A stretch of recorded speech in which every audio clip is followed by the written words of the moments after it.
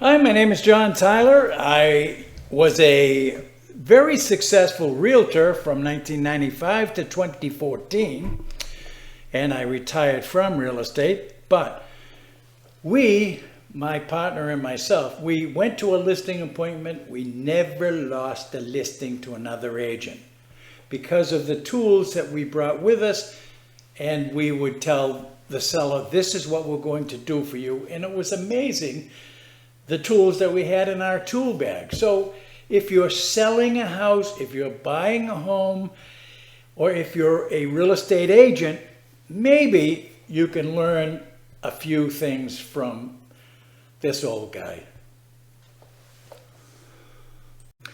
Let's talk about selling first. If I was a listing agent, which is the selling agent, then I would represent the seller.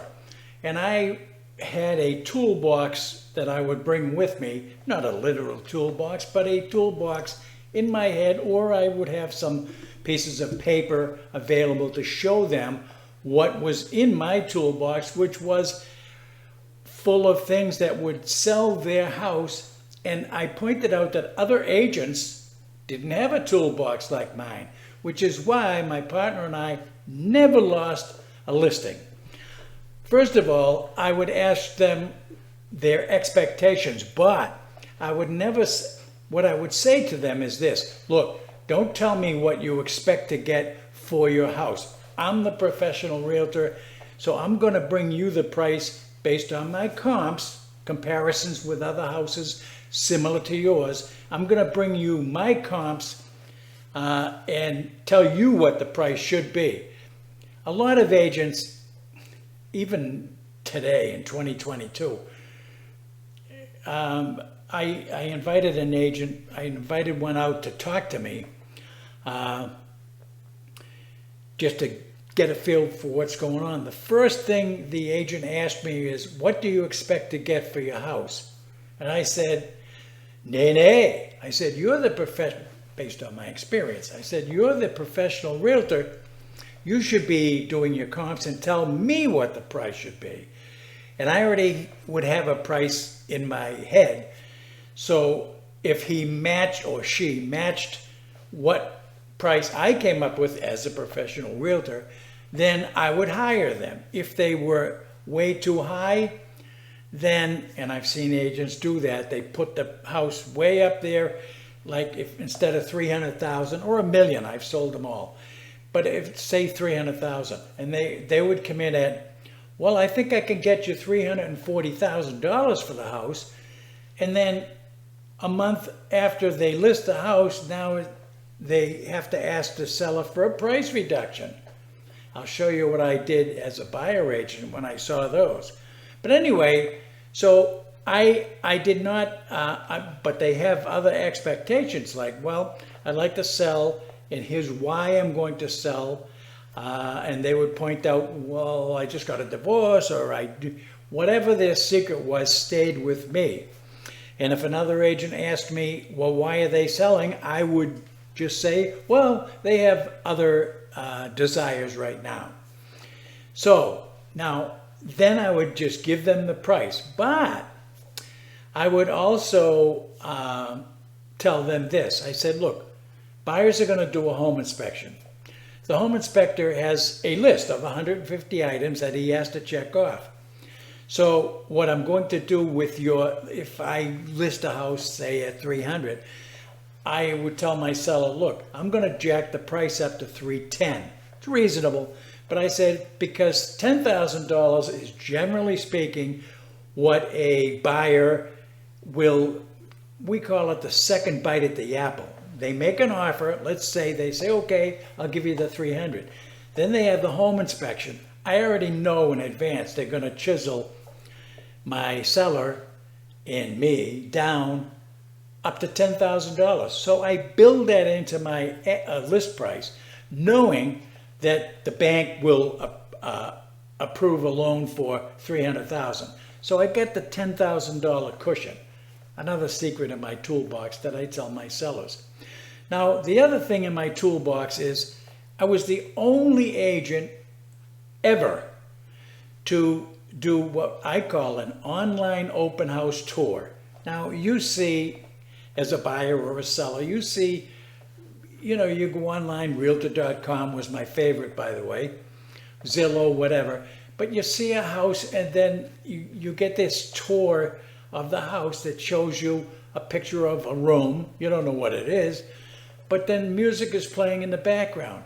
No, I did an online open house tour that I would put up online, and what it was I would go through I had a picture of every room, the outside, the roof, the windows, whatever, the land. I had a picture of that, but I would give the tour online just like I was walking a potential buyer through the property. I would verbally say, well, look, 22 brand new windows here. You can't do that if you're showing a picture with music playing in the background, right? Or that we're in a room and I say, well, this is the living room or this is the home office. They don't know. I mean, they're looking at a picture with music playing in the background. I don't know. I don't know what room that is. The laundry room? Is it a mud room? What is it? So that's why I would always give an online open house tour, and I would specify to any buyers and my seller, you can go to, I would type in like 123 Main Street, East Cupcake, Massachusetts.com. And I would buy that address. I would buy it. It was like $13 or $10 at the time. I can't remember. But I would put that address onto a flyer outside, which listed my sellers' rooms and so forth. But then I say, you can see an online open house tour of this property and get all the beautiful details. Just go to 123 Main Street, East Cupcake, Massachusetts.com.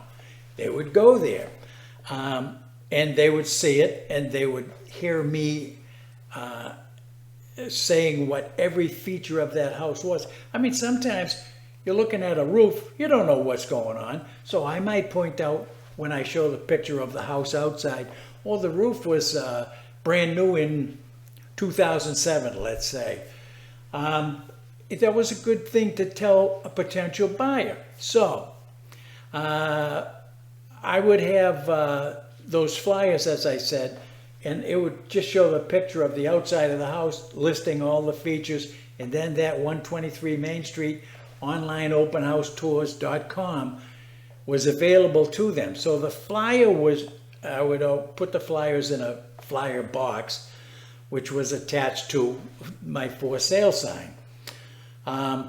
So that would help buyers. In fact, I have to tell you, I was surprised one time, but I sold a house in Massachusetts to a New York couple, and they bought it based on the online open house tour. I never had to bring them into an actual open house. I did actual open house tours in the house for two reasons. One is if it was a hot market, you're going to have 7, 8, 9 people in there and you're going to take offers during that time. But in a general regular market, my online open house tours were as good as if I was going through the house. So I would always have a buyer or potential buyer go to the online open house first. Then, of course, if they wanted to then take it a step further and go into that house, then I would bring them into the house and give them the tour. It was great. Here's another thing that I learned as a seller's agent and as a buyer's agent, and probably why I would continue to sell houses and sell them fairly quickly. And this is something that aggravated me then, and now in 2022, it still aggravates me. As a seller or a seller's agent, if I'm going to I have a buyer's agent call me up, John, I want to go see the house at 123 Main Street, East Cupcake. Okay, what time? 2 o'clock. Okay, I'll be there. So at 15 minutes of 2, at least 15 minutes early, I would personally go to that house. Agents today don't do it. They send somebody or they just send the buyer's agent out. They open up the lockbox, take the key out, go in the house, and it's dark. There's no lights on. There's no music playing. The blinds are closed, whatever. So as a seller's agent, to represent the seller in an effort to sell the house, I would go in there 15 minutes early, turn all the lights on. If they had a little stereo going, I'd turn the stereo on down low and make it like nice. If you're a buyer, you have to agree with me. And you go into a house and the thing is pitch black, or there's no lights on. It's 5 o'clock at night, whatever.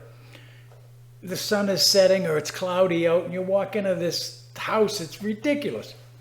Example, real quick, like I had a nice house and my broker at the time said, John, what do you keep going out there for? Just send the buyers out there. So I would do that for a while. A month went by, buyers went in there left and right, 12, 15 buyers, and I had no offers. I said, there's something wrong here. So this time I went to that house and I opened it up early and I turned all the lights on, had a little ambient music going, and then I would welcome the buyer's agent and their buyer in. I'm also there to answer any questions that their buyer or the agent, him or herself, would have of me. I'm representing the seller. So to me, there was no point in just having an open house or an empty house or a house that was dark. It was stupid. Just venting. But that's why I sold a lot of houses. Anyway, I went to that house, turned all the lights on, and I sold the first person in the house I sold it to, which told me from then on, John, you will go to the house, you will open it up, you will welcome the buyer and the buyer's agent. I don't give the tour. I only say, look, I'll sit over here, or I'll, meander over and sit in a chair in the living room. If you have any questions, buyer's agent, that's why I'm here. But feel free to go through the house. Inevitably they have questions. Well, where does this go? What are the heating bills here? What are the electric bills? So that's why I sold a lot of houses. I mean, a lot of houses. In any event, even as a buyer's agent, when I get to that point, I'm going to omit this. But as a buyer's agent, I would show up 15 minutes before I would meet my buyer, and I'd go in and turn the lights on in this agent's house that, the lights are out and the whole thing. It's their listing and they don't seem to care. Anyway, let me continue with the seller's portion of this. So if you are a seller and your agent doesn't want to show up, but they're going to have to call you and say, look, I have a buyer coming out today at 2 o'clock. As a seller, what you should do, just saying, is make sure before 2 o'clock, that before you leave, turn all the lights on, make it just like you were inviting guests into your house, cook an apple pie or spray some apple pie scent around, whatever. If you turn the TV on, just turn on the video, not the audio. You don't want to be a distraction.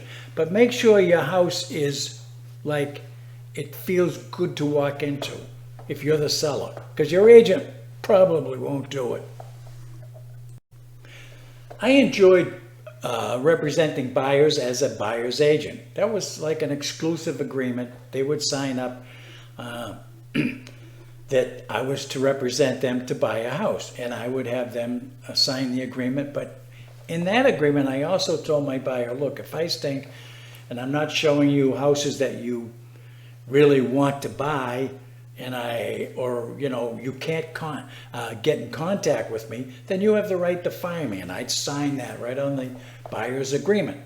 Now, part of being a realtor, buyer's agent or seller's agent, to me was, and I was lucky in this respect, you have to be a realtor, yeah, but you have to be a psychologist too. You've got to get into the mind of your seller or your buyer in this case to know what exactly are their wants and their desires. And sometimes I would discover that what they say they want, they end up buying something totally opposite. But you don't know that immediately when you first meet a buyer.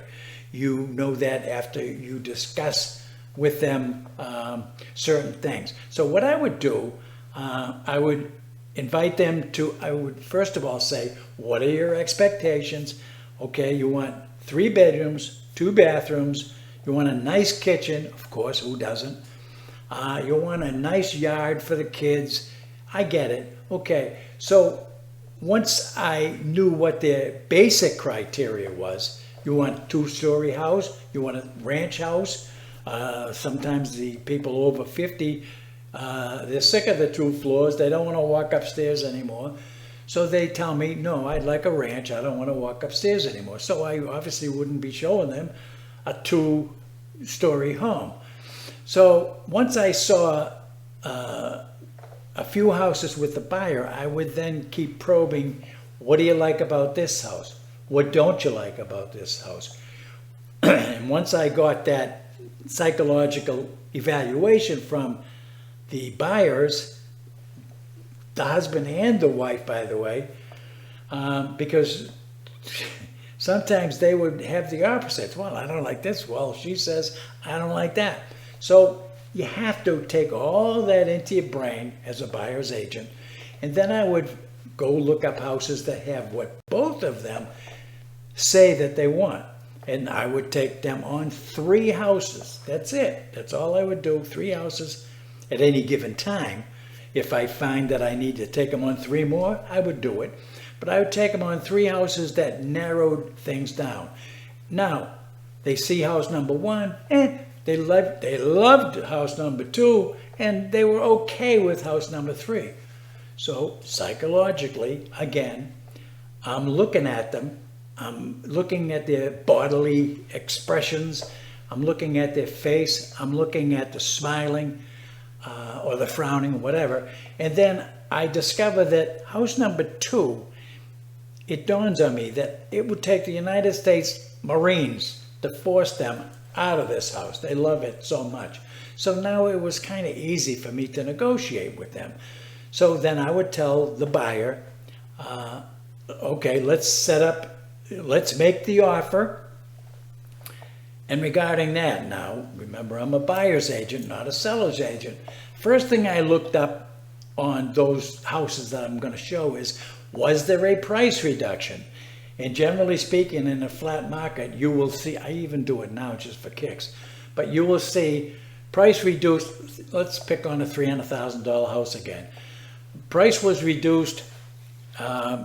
Remember that seller's agent that jacked the price up just to get the listing? Yeah. Well, they have a month later as a price reduction. So if I see the price was reduced by $10,000, I'm telling my buyer, look, this price was reduced by 10 grand because the listing agent overpriced the house in the first place. And so we're going to go in there at 20,000 below their original list, or 10,000 less than they're asking now. And I would generally get that house because I would contact the seller's agent and I would tell the seller's agent, look, interest rates are going up. You know, the market is kind of soft right now. Why don't we just put this together? We'll get the home inspection done. And I've arranged already with my buyer that for the 10 grand that we're taking off of your now price, your reduced price, the only thing we're going to be bothering you for is structural or safety items. And the buyer has agreed that they're not going to bring up, okay, that light switch is dead, that doesn't work, we're not going to bother you with that. So that makes the seller's agent tell their seller, well, look, they're not going to bother anything but for safety or structural issues, which was still my second bite at the apple if I had to, or we could take a walk one way or another. So I would psych that listing agent out by telling her, and that works so many times, look, interest rates are going up. That was in 2007, I think. Interest rates are going up. the market is falling apart. There's a lot of houses on the market right now. Why don't you, selling agent, let's get this deal done with and go to a closing. So I had a knack for also getting into this listing agent's head somehow. When you talk to them, you get to discover, or I let some of my, little secret thoughts out to that agent so that they would open up, okay, I guess I can trust this guy. And they would reveal why the seller is actually selling, which they shouldn't do. And I would use this stuff, whatever they revealed, I would use it against them to get the price that me and my buyer wanted to get to. I would also inform my buyer of every step of that transaction, all the way from the offer, negotiated, renegotiated if necessary, through the home inspection issues, and then all the way to the closing, every step of the way.